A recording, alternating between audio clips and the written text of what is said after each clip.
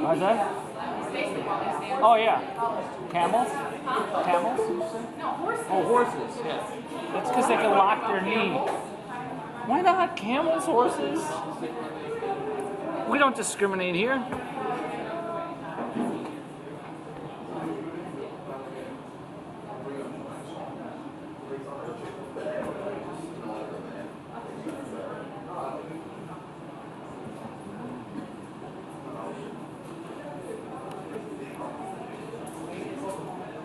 All right. Any questions from last time? Questions on respiratory? Yeah, the gray area will not be tested at all. No. It's all extra on the respiratory. So if you understand it, that's real good. If you don't understand it, then that's fantastic. Either way, it's fantastic. It's all winning. All right, other questions about respiratory? So here's what I'll do. I'll go about 40 minutes or so. Usually end at 35, so I'll stop at about 20. And then I'll go over the makeup of the exam. Because the makeup of the exam after vacation is the same. The only difference is going to be actual questions, but the actual breakdown is going to be identical. So, and I'll answer any review questions if you have any questions. Okay. Fair enough? All right, so tell me 3 things about the respiratory system.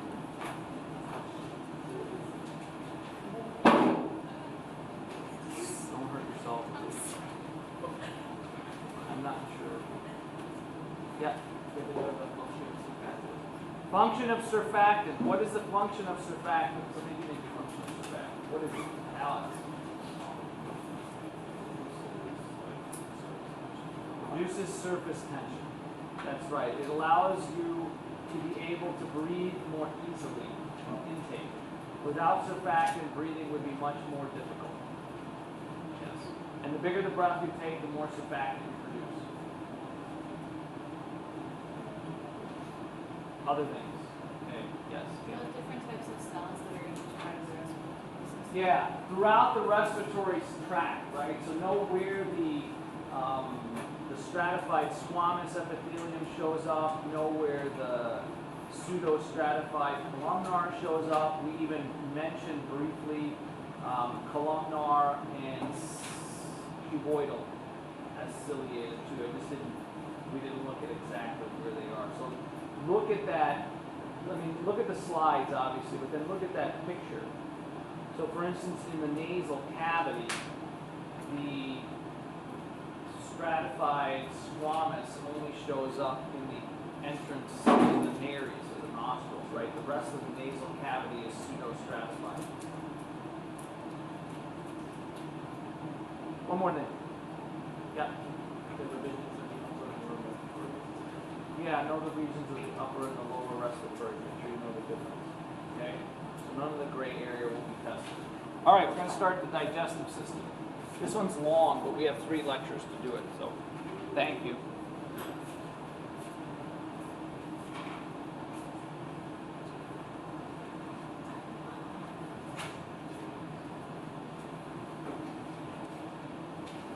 Okay. So, we're going to talk, I'll introduce the topic, obviously.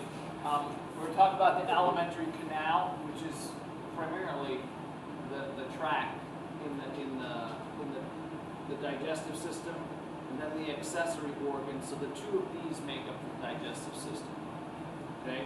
Then we're going to talk about the peritoneum a little bit. I know we talked about it briefly, right? It's a serosal membrane. The oral cavity, esophagus, and stomach histology. So we're going to break down a slide for all of the different types of glands that occur in the stomach. And we'll break it down by small intestine, liver, pancreas, the large intestine, which is also known as the colon, and we'll make a decision about the gray area when we get there. In another institution that I taught at, we would do this lecture 3 times, but each time we went through it at a different level. I'm not going to do that lecture series. We go through it first for the anatomy, and then we go through what it is, and then we go through the chemical. We're not going to do that. Okay. Organs of the digestive system.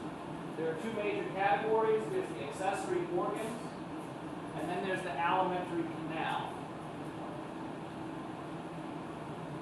So the alimentary canal goes all the way from your mouth to your anus. So the alimentary canal, right, also called the digestive tract, or referred to as the GI or the gastrointestinal tract. They're all the same. You can use any of the three terms. It's a continuous muscular tube that extends from the mouth to the anus. That's important. It's a muscular tube. There's lots of smooth muscle that surrounds this alimentary canal. It's just not a tube. And most of the major tubes in your body are surrounded by smooth muscle anyway. Some of the smaller ones are not. They're usually surrounded by some kind of muscle. And that muscle allows the tube either to get bigger in diameter or get smaller. Organs of the digestive tract include the following. Right? So you have the mouth, talked about that before, talked about the pharynx again, the esophagus, stomach, small, and then large intestine. Large intestine is often referred to as the colon.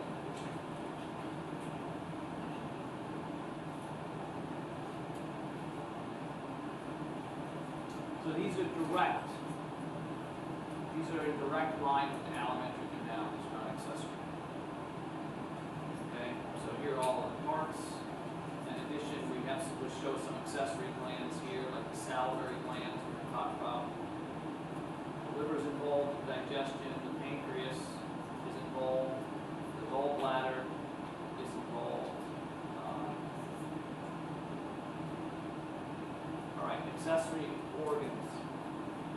Teeth are considered an accessory organ. Tongue,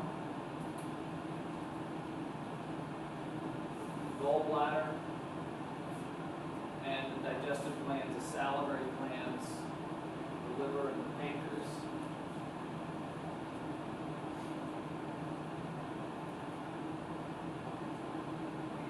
Pound for pound, the liver, yes, you do. Is gallbladder not considered my food? It's not what we consider my food. Is the gallbladder not considered my food? Not mine. No. It's not. Pound for pound, the liver and the pancreas probably do more work for your body than any other organ. That's how many products they produce. A lot. So when either of these two do not work, you have major problems because they do so much.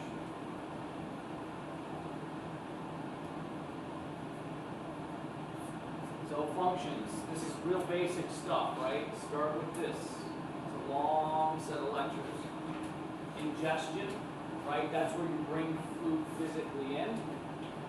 Mastication, that's another term for chewing. Propulsion is how you move the food from one end to the other. Okay, that's where the muscle contractions come into play. We'll talk a little bit about that. Then there's mixing along the way. There's mixing that goes on in the mouth. There's mixing that goes on in the esophagus. There's mixing that goes on in the stomach and in the intestines too. Although by the time you get to the intestines, there's really not that much left mixing.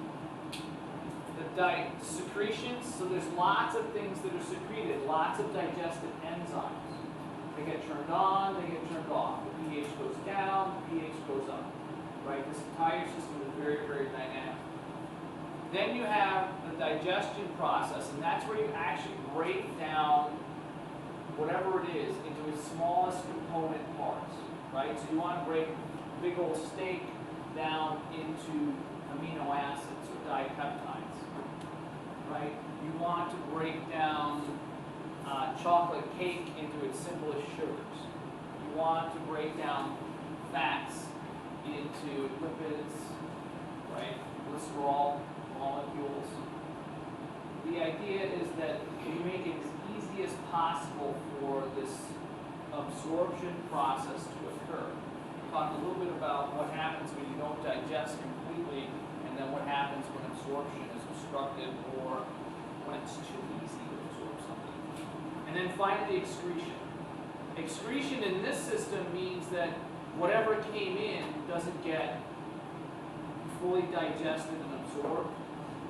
So you're usually thinking about things like fibers, soluble and insoluble fibers.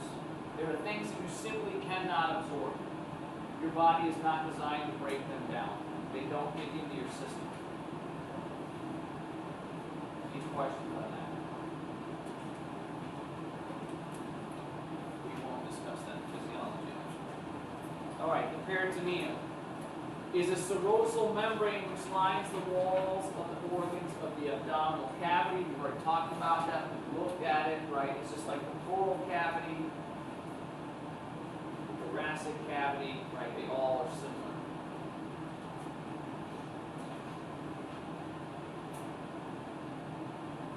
Again, if somebody has peritonitis, that means that this membrane is inflamed.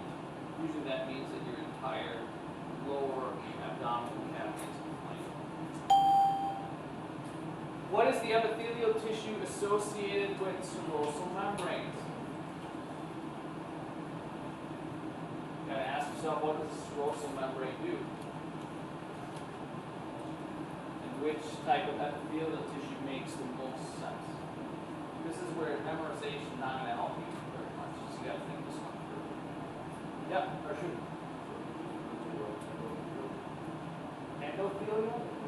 Endothelium is only associated with blood vessels. But it's similar, yeah. Simple squamous. That's right. Simple squamous. Endothelium is a type of simple squamous, but it's only associated with blood vessels. Yep. Because there has to be diffusion that goes on where things move back and forth. And that's the best one. Not the only one, but the best one. Okay. The peritoneum has two portions. We've talked about this before with serosal membranes. The parietal portion is the part that's furthest away from the organ. You can think about it as furthest away from the organ or closest to the actual cavity that it is in. The viscera, right? The viscera is closest to the organ, right? Because another name for the internal organs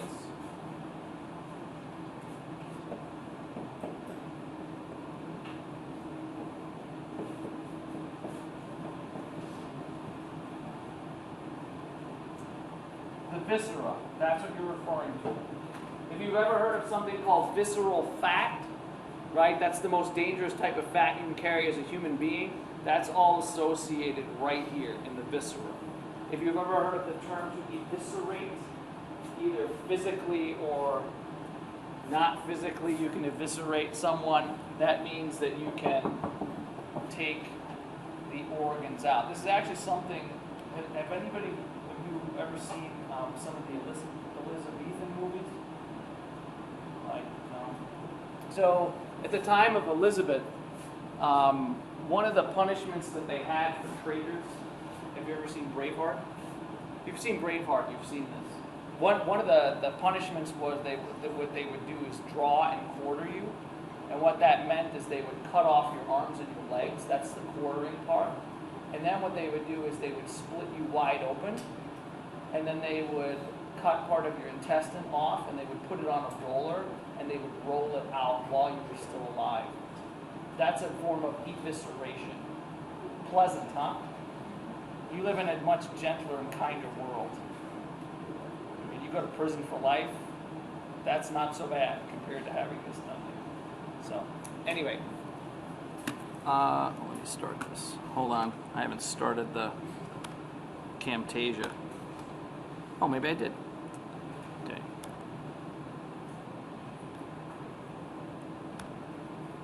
So, all right. So the viscera. So the visceral peritoneum covers the external surface of the organs within the abdominal cavity. This is true for every serosal membrane. So when in doubt, whether it's the pleural cavity which surrounds the the lungs or the pericardial cavity, which surrounds the heart, it's always going to have a visceral portion and a parietal portion. The visceral is always closest to the organ. The parietal is always further away. Now, for instance, in the pericardial cavity, the visceral membrane is then further subdivided. So then you can have, within these major subdivisions, you can have an additional subdivision. And then the parietal peritoneum lines the internal surface of the walls of the abdominal cavity.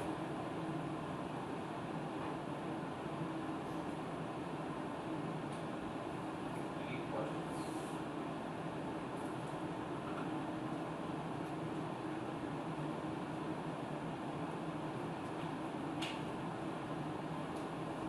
So the space between the two layers of the peritoneum is the peritoneal cavity. It is filled with serosal fluid. That's why you have to have simple squamous epithelium, because you need to have things moving through there. If the simple squamous epithelium is inflamed, okay, then this process doesn't happen as easily. You can get something like a pleuritis, where there's this increased fluid around your lungs, makes it harder for you to breathe. You can get pericarditis, which is increased fluid around your heart, so your heart can't take in as much blood. It's restricted. Okay? So that's the type of problem you would have if a simple squamous epithelium doesn't work right. So here's what you look like from the side. All right? You use a sagittal view, mid-sagittal view. You can see the organs and the peritoneum. Okay? And the peritoneum is, in red here is the visceral, and in blue is the parietal. So it's basically this sac that contains all of your organs and binds them together. It is double layered. Right? So you have, over here you have the coronary ligaments, the liver, here's your stomach, right? Here's the transverse colon, small intestine. Here's what's called the omental bursa, greater omentum, urinary bladder. So everything that sits outside of the peritoneal cavity is called retroperitoneal. So the pancreas is back here. It's not inside this cavity, so it's called retroperitoneal. The duodenum, which is the first part of your intestine from the stomach, is retroperitoneal. The kidneys are actually retroperitoneal, and so is the urinary bladder. Right? So you should know which organs are contained within the peritoneum and which ones are outside. If they're outside, they're generally considered retroperitoneal. This omental bursa here, all right, this greater omentum is basically this double layer. This is part of the cavity, and this omentum, as it gets bigger, generally this gets bigger, that's what causes lots of problems with inflammation. And this sits beneath, right, because here's the rectus abdominis out here. And then you have the deeper muscles like transverse abdominis and the obliques. But this omentum sits underneath that. And when that omentum grows, it's bad, because it produces lots of inflammatory substances. That's why this fat here is the worst of all fats, because it's the easiest to add, it's the easiest to get rid of, and it's the most inflammatory. The fat that you put on this area down here is hard to add and hard to get rid of. So the advantage of it is not as toxic. But everything that's in this greater omentum area here is very toxic for human beings. Any questions? Yeah? The fat and the omentum, it's associated. Yeah. Yep. 10. Is it what?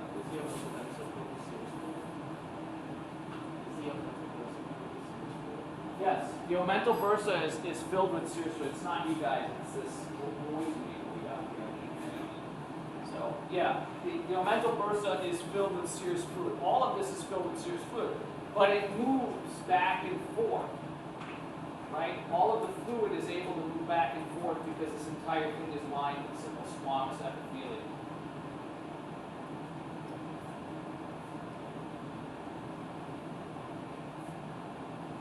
organs of the abdominal cavity are held in place by the mesenteries. Lots of connective tissue.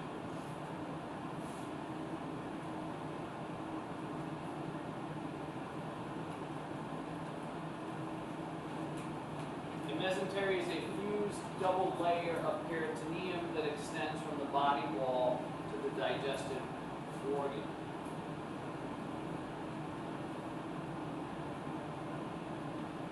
So every system has a mesentery-like structure, right? In your blood vessels, you have the tunica, right? Tunica externa.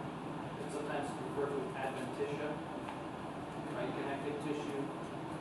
Here you have the mesentery, right? There's all in the muscles. You have the 3 different layers, right? So every tissue has a specific name for its mesentery-like structure.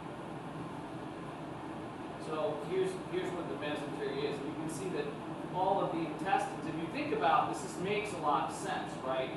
Because the intestines are really long. We're talking like 25, 30 feet long in an average human being. And all of that is wound up. And it would have to be held together by something. Right? It would have to be held together by something, or else you just jostle around all of it. That would be good. Other organs of the abdominal cavity are considered to be retroperitoneal. So anything that's outside of the mesentery is good.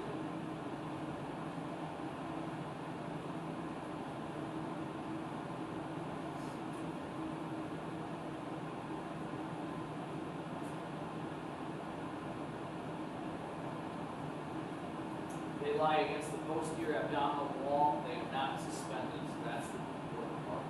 These particular organs do not need to be suspended. They're connected in different ways.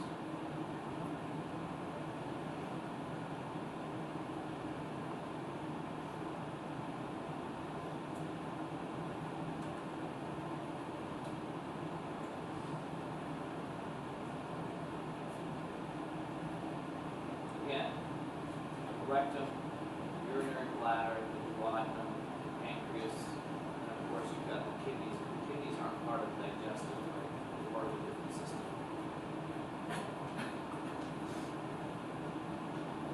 All right, let's talk about the oral cavity. These are the associated structures. So there's a lot of these associated structures with the digestive system because it is such a massive system. So you've got your lips. Right, the lips are the first part to hang on to food and to taste food. Of course, you've got your cheeks, the buccinator, right? That's that big set of muscles that's on the side that are involved in the chewing process, right? They're able to expand to accept larger amounts of food. You've got your palate. There's 2 parts to it. There's the hard palate, which is in the front, palatine bone, and the maxillary bone. The maxillary bone actually makes up 2/3 of the hard palate. The palatine bone only makes up 1/3. And then behind it, in the pharynx, you actually have what's called the soft palate. Right? The tongue, pound for pound, the most powerful muscle in the human body. It produces an immense amount of force. You can't appreciate it because it's in your mouth, but it has to produce a lot of force in order to move food down into your throat. It's small. Teeth, pretty obvious. I don't do much with teeth in this class. There's just not enough time to do it. But each of the teeth in your mouth, right? You can look at the teeth of a species and you can tell what they predominantly eat. So if you look at a cat, what would you see in a cat that's different from a human? There are a lot of fangs, right? Bigger fangs. We have them, they're just not very big, right? Because we don't need them. But they're an obligate carnivore. They don't eat anything but pretty much meat. So all of the big cats are like this too. Zach, yeah. What allows for the tongue to be one of the strongest muscles? What allows for it? It's just compact. It just compressed all those muscle cells in there. Yeah. So not as much. It's densely packed. Right, and it's a fast twitch fiber type of muscle, right? It's an explosive muscle, right? It's not a type 1 type of muscle because it doesn't have to have endurance, right? Most people don't spend hours and hours every day eating. There are some, but most people don't, right? So you chew it, and think about it. Think about when you haven't chewed food very well, and you haven't really, the chewing also allows saliva to coat it, right? So that the ear slide down, and you're still able to jam the food down your throat. Dry food. Think about some stuff that you have done that you may not be proud of, okay? And it's still able to do that, right? It's a really, really small muscle. All right, but the teeth. If you look at human teeth both have, we've got fang-like teeth. They're very, very small. We don't need them to hook on anything. We have molars, which are designed for crushing, right? So we're an omnivore. If you look at our teeth makeup, right, we have enough of the teeth to cut, but we also have enough of the teeth to eat plant-based. If you look at an animal like, let's say, a goat, right, which are ruminants, they have multiple stomachs, and they primarily eat plant-based. If you look at their molars, first of all, they're razor sharp, and they're designed for cutting, because when you feed these animals hay, right, but they would eat that naturally. If you look at a panda's teeth, right, they're really impressive. You want to look at some ugly teeth, look at the teeth structure of a molar of a panda. They are the ugliest teeth I have ever seen. Kind of scary looking. But it makes sense, right, because what do they eat? Bamboo, which is one of the hardest known substances that we grow, right? The floor in Starbucks is made out of bamboo. It's pretty strong. So yeah, you can tell a lot by the teeth. And so that's why we have different kinds of teeth in our mouth. Some are to grab, some are to cut, some are to chew. And you've got extras, right? Like in the human mouth, you have the wisdom teeth. They're sort of a vestigial organ, and they're left over, and most people end up having them pulled anyway because you don't really need them. All right, so teeth. Then you got the salivary glands. I don't know how Dr. Miller's going to do the last of the lab exams, but make sure that when you're looking at, when I used to do it, I used to use the models, the half human models that we have in there, and on at least the old ones that we had, the salivary glands and the tonsils are in the same areas, and they look very similar. And so if you're not careful, if you're using a model, you could mistake one for the other. The difference is that the tonsils are actually located in the oral cavity, and the salivary glands are not. They have a ductwork that feeds in. So just be careful. I don't know how he's going to do it, but they're in the same area. The salivary glands are bigger, so size makes a difference. Okay, the lips are also called labia, and of course you have your cheeks. Always mainly a muscle. You've got these different muscles that are associated with them. The lips, you have orbicularis oculi. You also have round muscles that surround your eye. Those are orbicularis oculi. These are orbicularis oris. And then you, of course, the buccinator.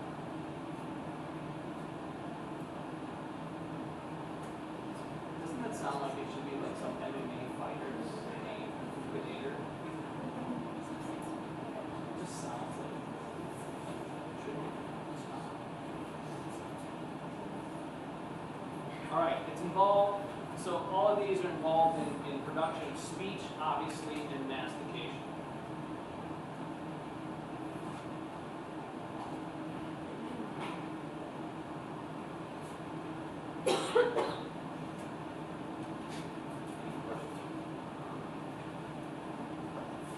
So just to remind you where these muscles are, these are the muscles of the lip. This is orbicularis oris. These are the eyes, which are orbicularis oculi. Here's the buccinator. Right here. And this is the masseter muscle. Right? This is the one that you chew a lot, it's often gets really big.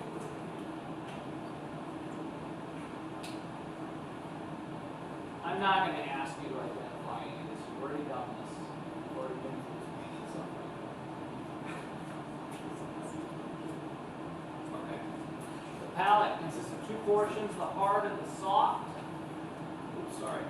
Remember, the hard palate is composed of two main bones. 2/3 of the hard palate is composed of the maxillary bone. 1/3 of the hard palate is composed of the palatine bone. It would seem like it'd be the other way around, but it's not. So this is physically bone. It's hard. You put your hand in your mouth, okay? It's hard.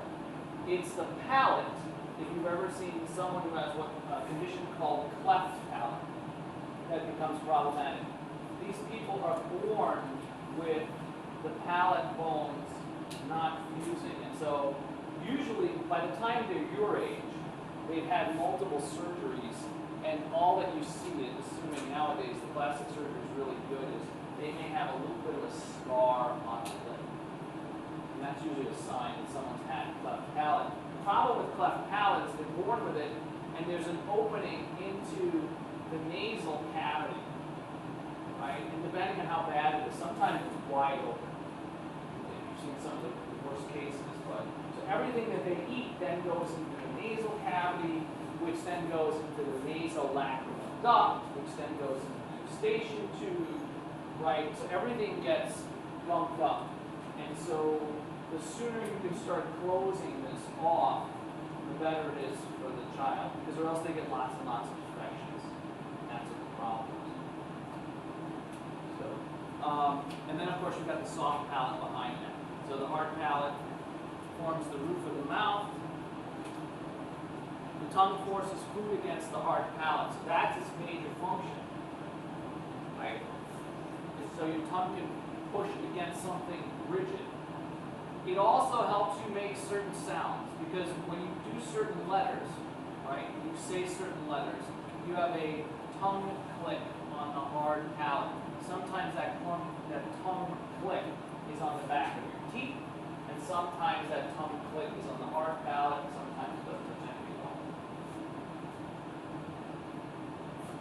So again, imagine that you have cleft palate, and the palate is designed for your tongue to be able to push food up so that then it goes back. And when you push food up, you're basically smearing it in your nasal cavity. Now, for small children who are on breast milk or on formula, not as big of an issue, but it's still a problem. Oops, sorry.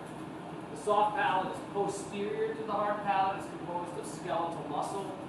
It closes off the nasopharynx when you swallow, right? So this is that part of the pharynx that's oral/nasopharynx area. This is where the uvula is.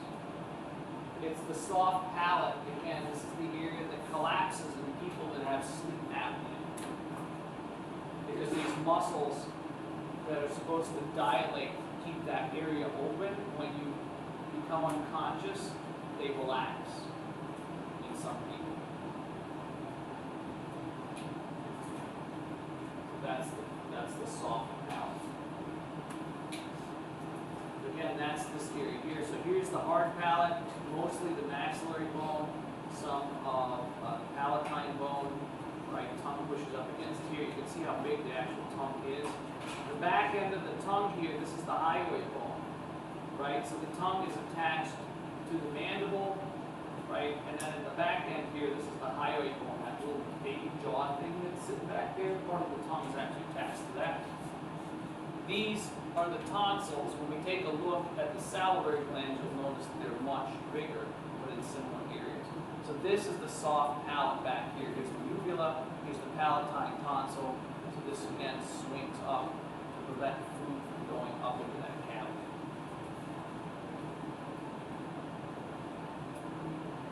Again, I'm not going to ask you to memorize the teeth. I just don't have the time for it. I'm sorry if you want to look at it. You can take a look at it. There's lots of stuff. You can see that here the fauces here. Here's the uvula, right? This is all part of the soft palate. You've got your different teeth. We'll just go through them real quick. This is what's called a frenulum.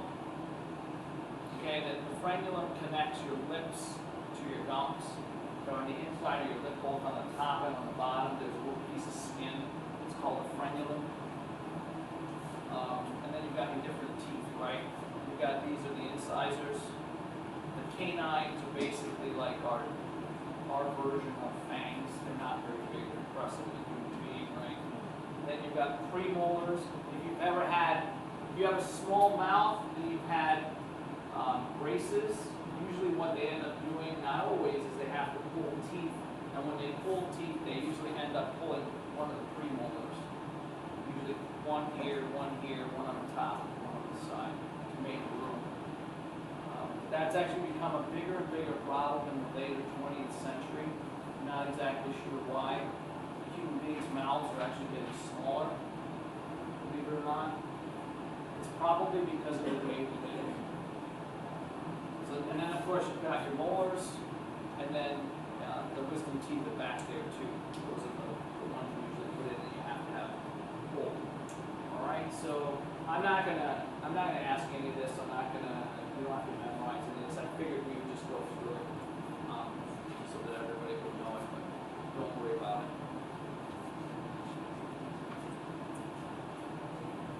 Okay, tongue aids in chewing, swallowing, and speech.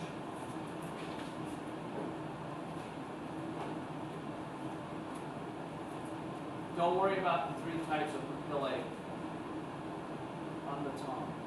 Just cross that off. Don't worry about it. I don't have time for it.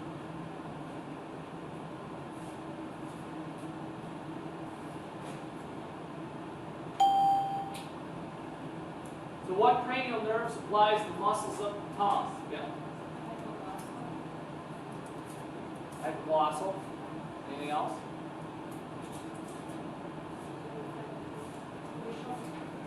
Huh? Facial.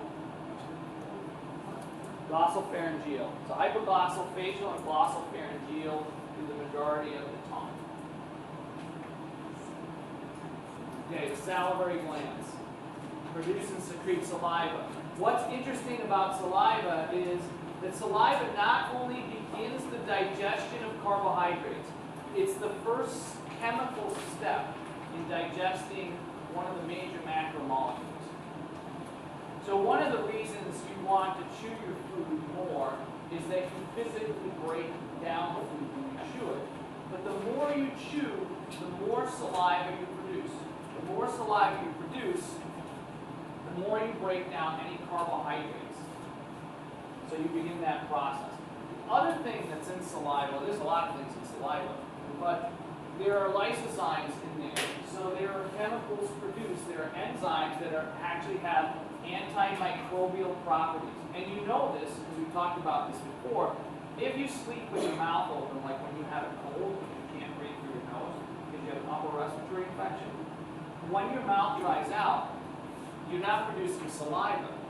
And then bacteria accumulate very, very quickly. So your breath will actually smell worse because of that. But once you can breathe through your nose again, and you keep your mouth closed so that it stays moist with saliva, then you don't have as much bacteria that builds up. The other thing that's interesting, and this is part of our lab group, is that for some reason, many of the hormones that are produced in the human body can actually be detected in your saliva. So that's made life a lot easier for a small institution like this when you want to do any hormonal work, because we don't need to take blood. We can actually just have people spit in the tube. That's kind of an interesting aside. Why all these hormones show up in saliva, we have no idea. We just don't. Okay. Functions of saliva. Cleanse the mouth. That's that, enzyme thing. Dissolve food chemicals. Again, carbohydrates. So the pH in your mouth is on the basic side, neutral basic. And so saliva needs a more neutral to basic range. By the time the saliva gets to your stomach and it gets into that 2 to 3 pH range, it doesn't work well anymore. Okay? That it shuts down. So you don't have much chemical digestion of carbohydrates by the time you get to your stomach. You've got to wait now until you get into the small intestine. contains an enzyme, salivary amylase, which begins chemical breakdown of starchy foods. Salivary amylase, interestingly enough, and we're interested in this in our lab, is actually a surrogate for epinephrine in your sympathetic nervous system output. The higher your salivary amylase, the higher your sympathetic output. Kind of an interesting thing. Something we're really going to do is study this. But the amylase breaks down, that's the enzyme that breaks down carbohydrates. Three pairs of salivary glands. They're called the parotid, the submandibular, and the sublingual. Now I'm going to show you a picture. You're going to see that they're very similar positions to the tonsils, but they're much bigger, and the salivary glands are located outside of the cavity. That's the difference. They're not inside the tube system. So the parotid glands are, one is located anterior to each ear. So that one is located right about there, and it's big. We're talking like that big. It's really large. So there's where the parotid glands are located, anterior to the ear. The submandibular is inferior to the mandible. It's located under here, underneath the tongue, in the muscle. So if you go where your Adam's apple is, right, and you just go forward a little bit in this area under here, that's where that gland is located. And then the sublingual is below the tongue.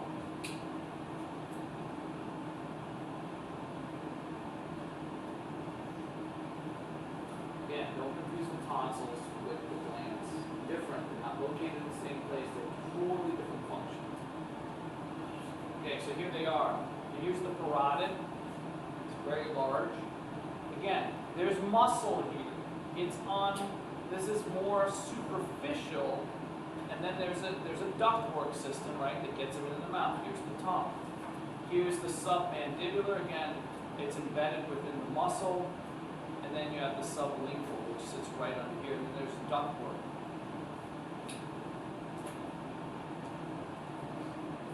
What starts to happen when you're really hungry? You have to eat, and you smell food.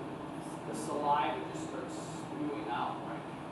That's your brain anticipating food, especially when you haven't eaten. So the parotid, the submandibular, and then the sublingual.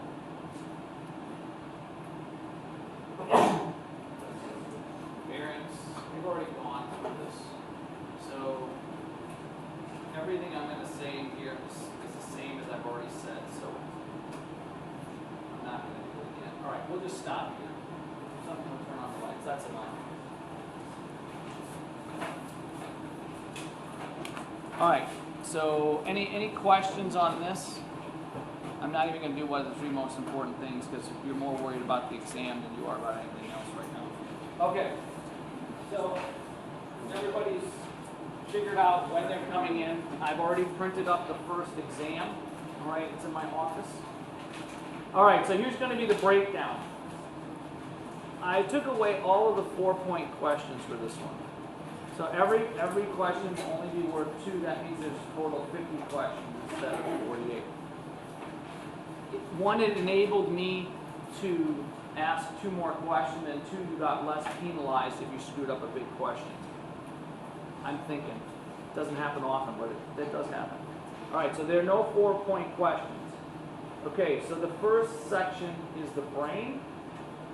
On the brain, I'm not going to ask you any reading questions. And the reason I'm not going to ask you any reading questions is I went through the chapter, and there's just so much information in there. And if you guys go through that, it would bury you. You know, it's not worth it to me. That's not the point of this class, right? So there'll be 7 questions. They'll all be from the lecture. Okay, so in that lecture, definitely know the brain functional regions. That's important. So that might show up. The cranial nerves, there is a section, a book on cranial nerves. Don't look at that either. They'll all come from that one sheet. There'll be 6 questions. That's why I made that sheet. If you know everything on that sheet, you should get all 6 of these questions right. Do not make the mistake that people make and don't worry about the cranial nerves. Worry about the cranial nerves. It can't make it more succinct for you. Yeah. You need to know everything on that sheet, even where the lines end up. If it's a 1/2 inch margin, 1/4 inch margin, what font I use, everything. If you know everything on that sheet, you will get 0 wrong on this.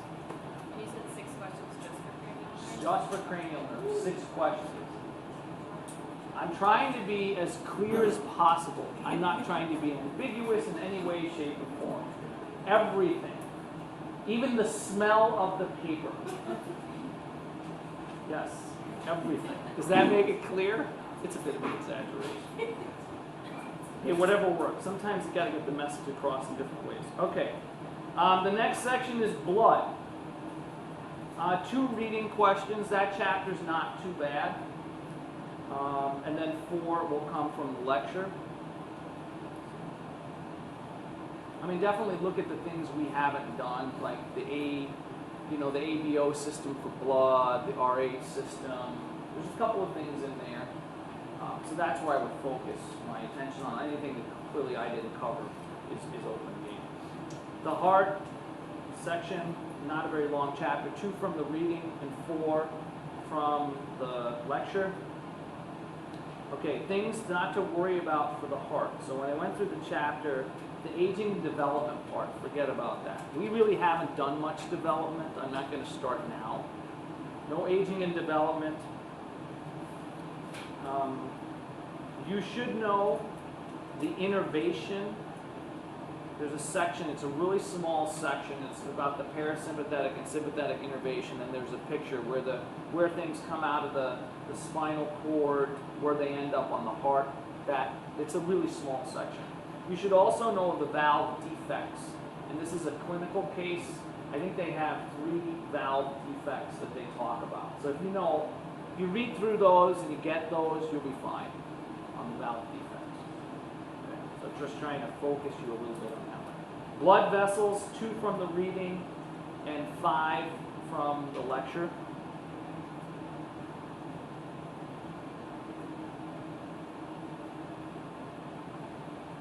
In that chapter, only go through, I don't know what version of the book you have, but in my book, it's the anatomy of vessels and blood pressure. I think they're the very first 2 sections. Because all of that stuff afterwards in blood vessels is actually lots and lots of different blood vessels. The anatomy, like there's all the vessels of the body, right? In detail. Pictures, explanations. I just want you to focus on the actual anatomy and the blood pressure section. Everything after that, which is the majority of the chapter, don't worry about it. Again, it would just bury you. It'd make the test unfathomable. So, right. Lymphatics, no reading. All 5 questions are going to come from my lecture. I skipped it. I'm taking pity on you. As I'm putting this test together, I was feeling more and more badly for you. Sorry, I'm a softie. I really am. Humanitarian, some might call me. Humanitarian. Okay. Respiratory system, 0 reading, 6 on the lecture. None of the gray. The gray we went over just for kicks and giggles. It's great. We talked a little bit about some things you might see next semester, but none of the gray. And then finally, old questions. There are 7 old questions. So these can come from the exams. I would definitely start with your first 2 exams, and then, peruse the material. Peruse the material. So that, if I did the math correctly, that should add up to 50. 7 and 13, 19, 25, 32, 37, and 13 is 50. That's it. So I've made up the first exam. The one on the 30th won't be any harder. I just have to, and I've got everything labeled by section, so I'll just swap out questions type of thing. I'll try to swap a medium question for a medium question, a hard for a hard, so that it's as fair as possible. Yeah? No diagrams? There are some diagrams. I mean, we talked about the brain functional areas. We talked about like charts. I'm thinking about blood right now. You should know the stem cell chart for blood. You should know the table with the granulocytes and agranulocytes, which gives the diameter and what it does. Like, you should know the clotting cascade. Let me think of what else I might have put on here. Blood.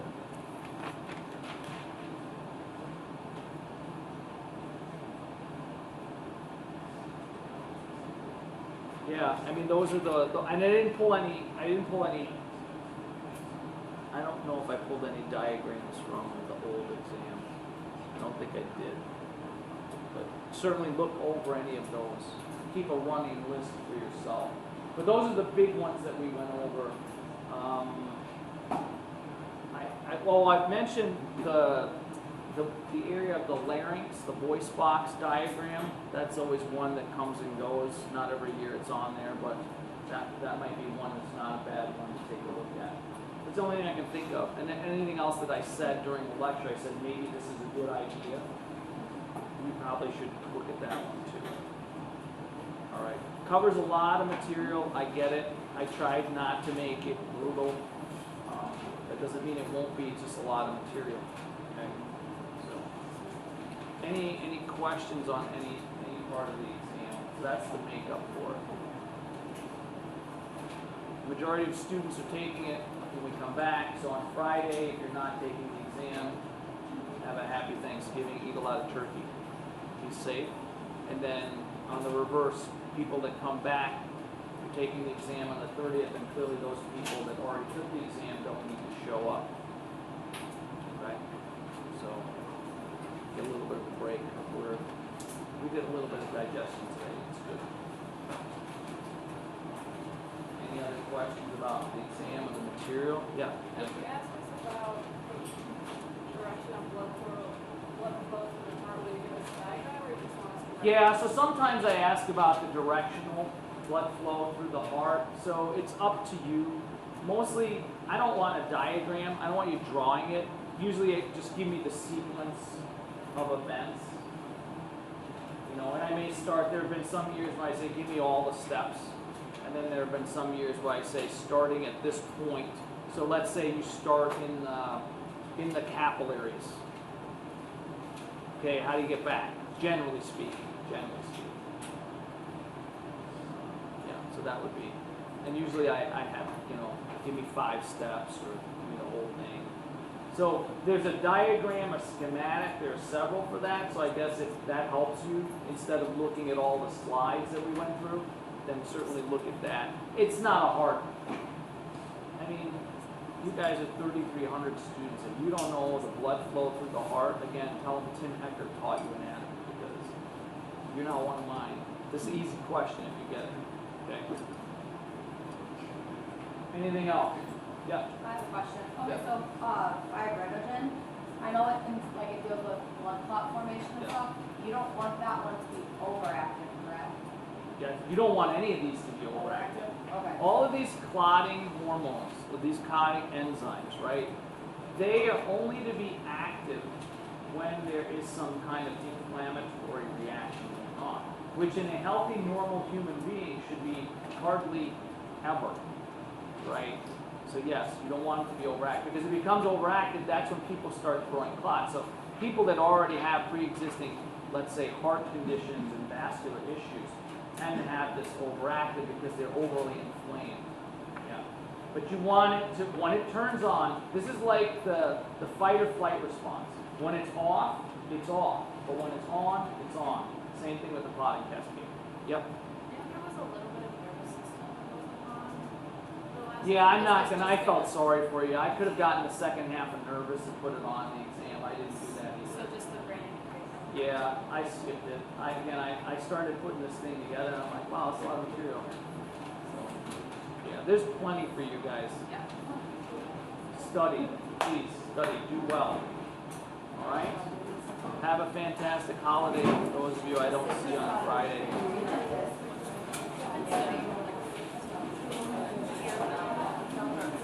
Tomorrow. So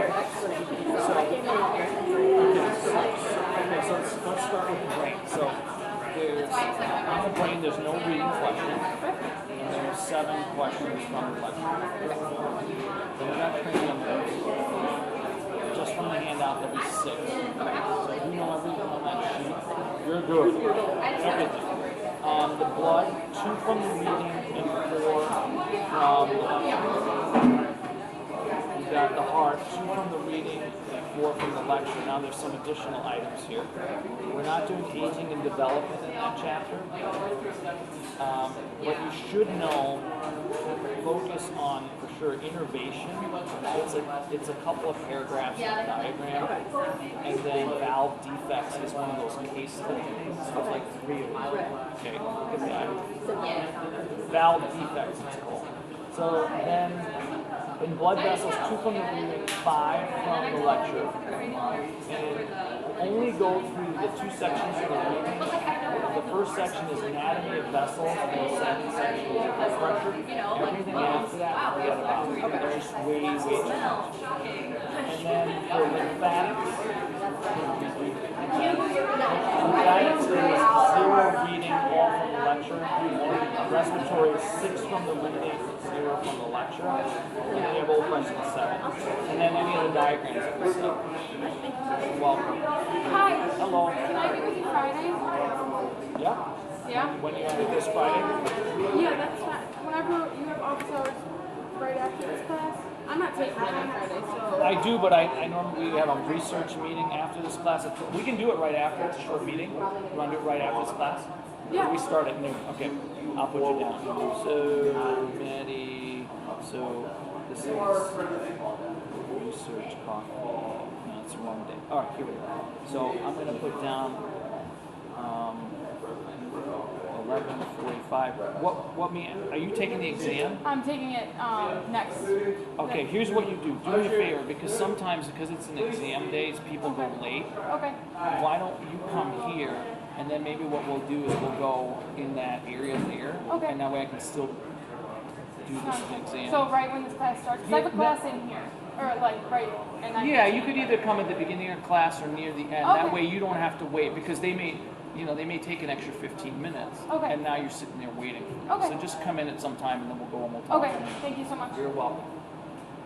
Yes, Katie. I was wondering, I was reading the blood section last week. I was wondering about the RH. Do you know about like with the mom and the baby like passing on? I think it's negative RH. Yeah. Okay. That and it's funny because when I give that lecture live, I usually talk about RH factor, and that's why you get a shot as a female when you have your first child. Okay. Because if you're positively RH factor and your child, Is it the baby's negative? the baby, yeah. Okay. What'll end up happening? Actually, the mom is negative and the baby's positive. Okay. The first time that happens, the mom's immune system will make antibodies to the positive. So that baby's fine.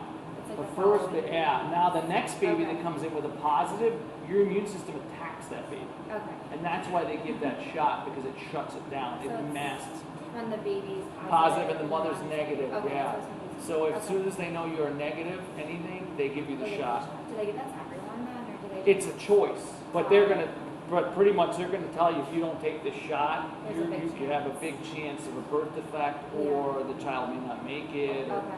yeah, because your immune system doesn't know. Mhm. It's like, this is dangerous. I say it all the time, and I say it in jest, right?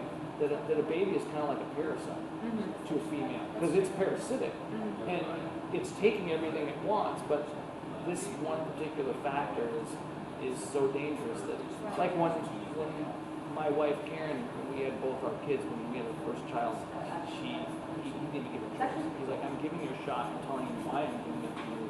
It's not gonna hurt you, it's not gonna hurt the baby, it's to protect everybody. That's why I'm surprised you didn't have a choice then. Why would you? It's like anything else. Yeah. I think it's like as a physician, you probably gotta ask, because if you give it to someone and you don't tell them, then they could say, well, that caused the birth defect, or who knows, right? You're gonna find out all of this. This is all the fun stuff you gotta deal with.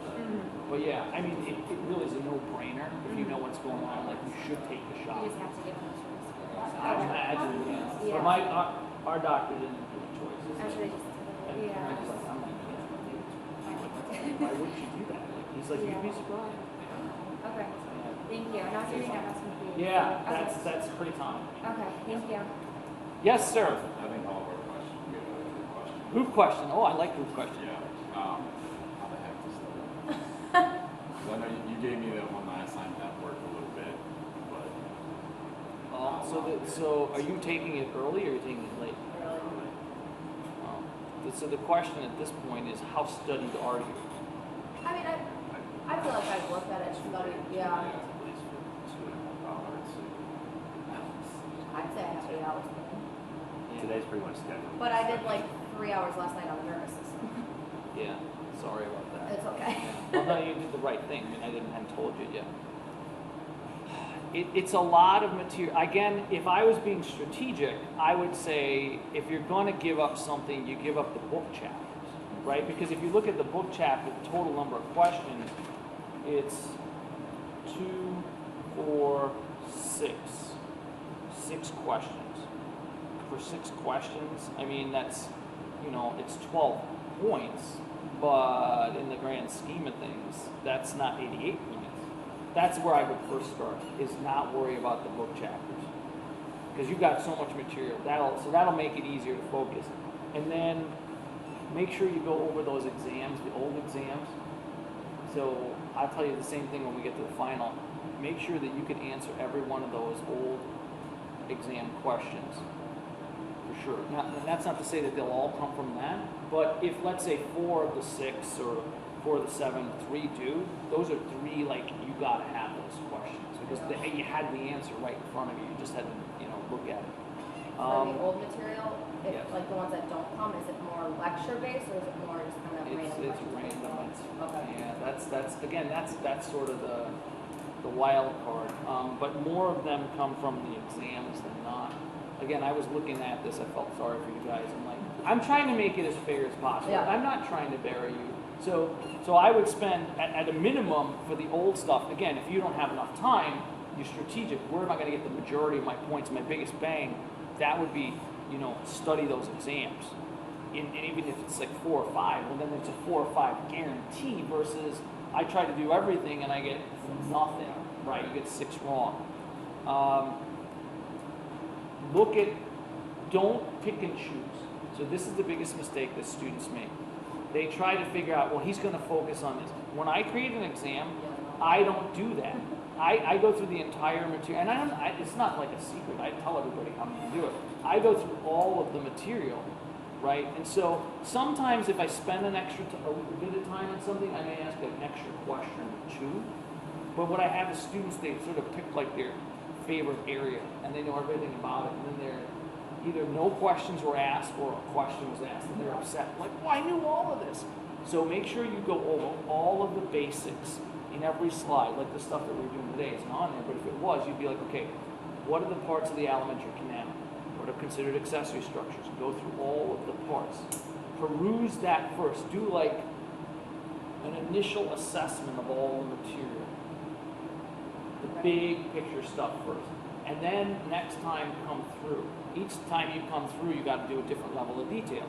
If you don't come through it multiple times, well, don't worry about the detail. Are you going to lose points? Well, of course you're going to lose points. So at this point, it's more like doing damage control. Where can I put my effort in, and where am I going to get the most points for that?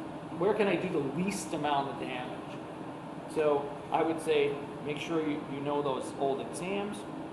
Don't worry about the readings on the old exams in material. The stuff that wasn't on the old exam, don't worry about.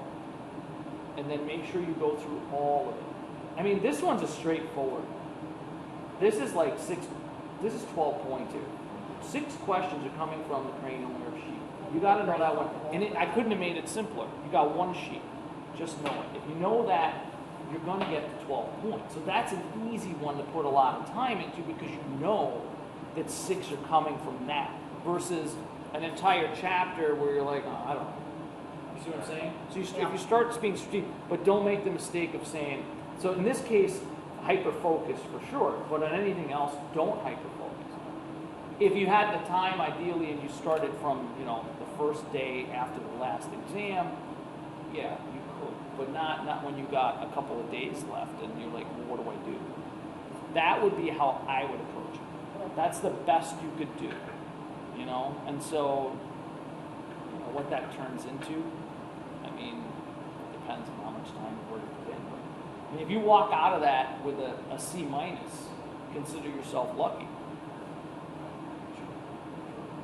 If I get a C minus, I'm doing that. Yeah. I mean, that's what I'm saying. Yeah, the other way, I think I'm Yeah. a D, like. Yeah. But again, I'm saying, you know, depending, you got to be realistic of how much time do I have left? What are my commitments between now and then? And what can I do? And you just got to be realistic with the outcome. I'm just trying to work from backwards. Okay, what's the best that I can do? Because if you don't, then you're going to be disappointed. And you're going to be upset. Well, why be upset? There's no reason to be upset. It's a choice. You can only do so many things. So that's how I would do. You got each other. There's a lot of you ATs. And, I mean, hopefully you like each other and help each other. I mean, that I can't. But I mean, that's, you know, you have that. But it's going to require, you know, it's going to require some time. My next question, Yeah. it's this and the final, or those are last two grades we're looking at? And then I know the I'm probably lab- not gonna last go lab up, but I exam. can't go down. Last lab Okay. exam. So 3 more So would, tests. so would you think all nine is actually like how is that, how much is that really gonna? It's a percentage.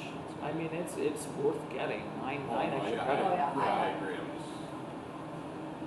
I mean, think about it. You get 9. Take your worst exam grade and add 9 points to it.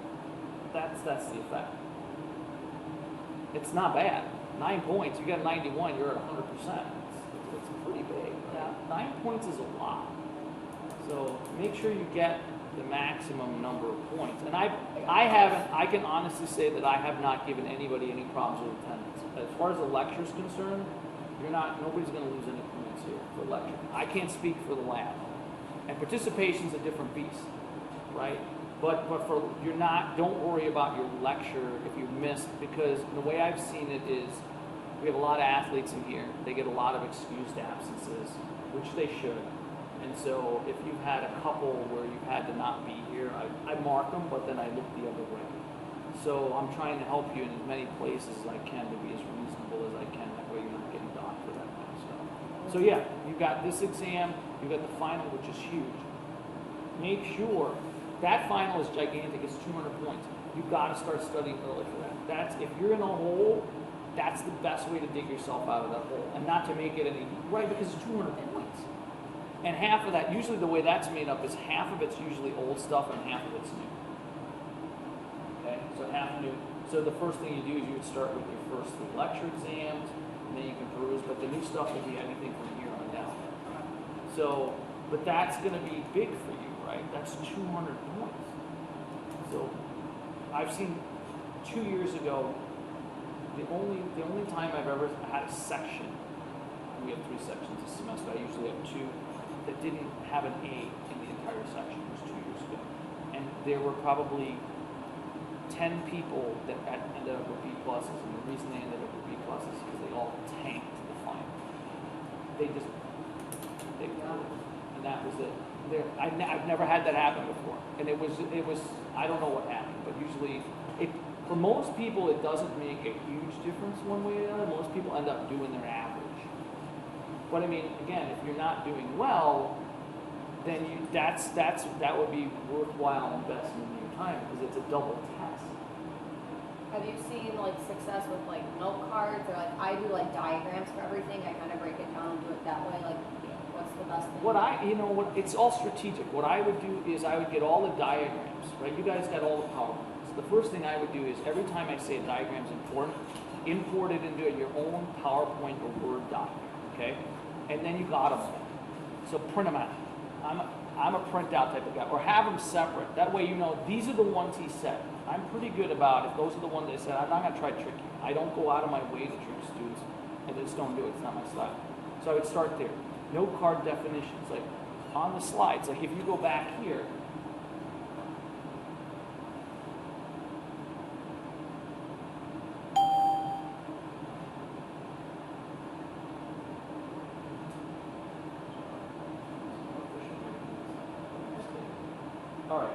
So, you know, there's 1, 2, 3, 4, 5, 6. So what are the 6 associated? I mean, I ask questions like this all the time. People are like, "You really gonna ask this question?" There are 6. So give me 3 of the 6, and sometimes I won't say 6, but give me 3 of the associated structures in the oral cavity. If you had just looked at them, that's an index card to make. So start, that should be an index card, right?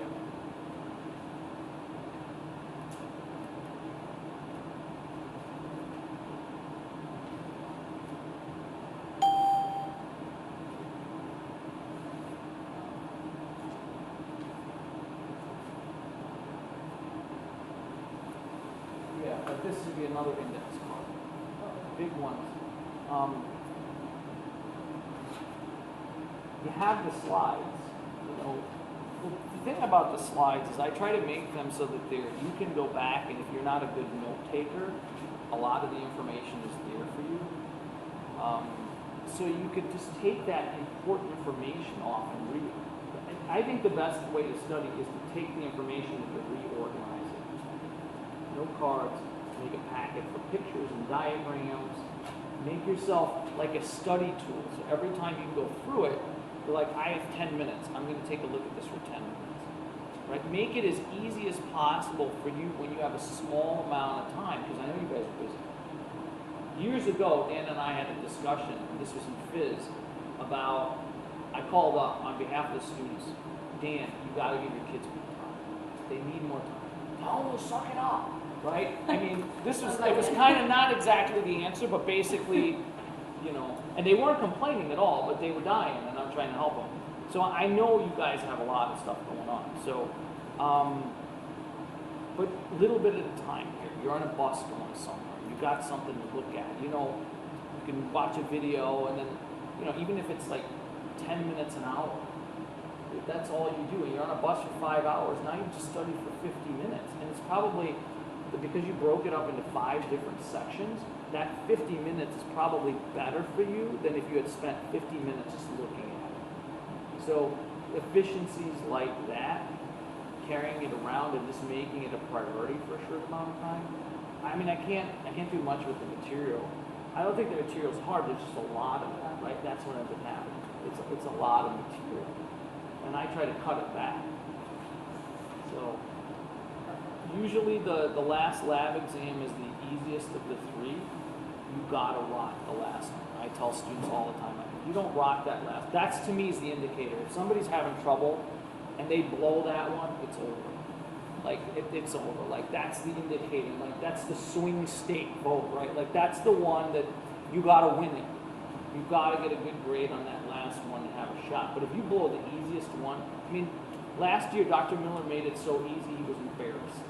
Now, I'm not suggesting he's going to do that again, but that's, compared to the other 2, it's easiest. So we definitely give you opportunities to succeed here. We don't want you not to succeed. We want you to be able to move on. So that's what I would do. Do damage control, try to get the maximum number of points, study, and you said you're all taking on Friday. So you have the least amount of time. It's about... No, it's half. It's half of the grade. It's not a separate grade, right? It's all the same. Yeah. I fuse them. So there's 3 lecture exams, each worth 100, right? There's three lab exams, they're each worth 100. Then there's the participation and the attendance for each of them, and then there's the lecture final, which is 200 points.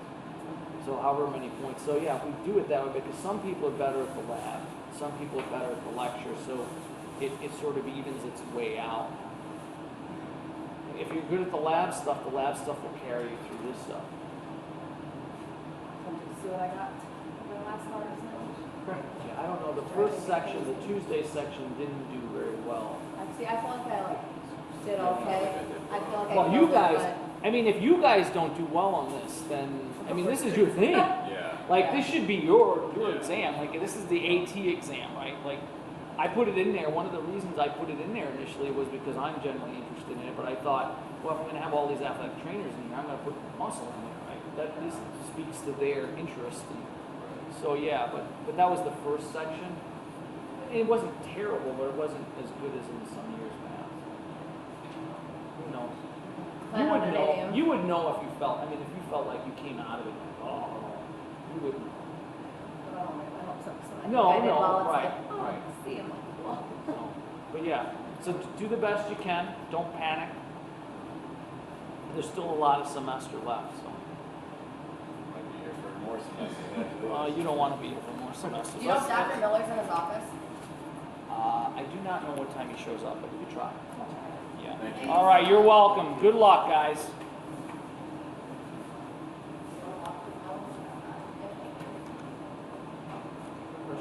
Yes, sir. So I kind of like we specified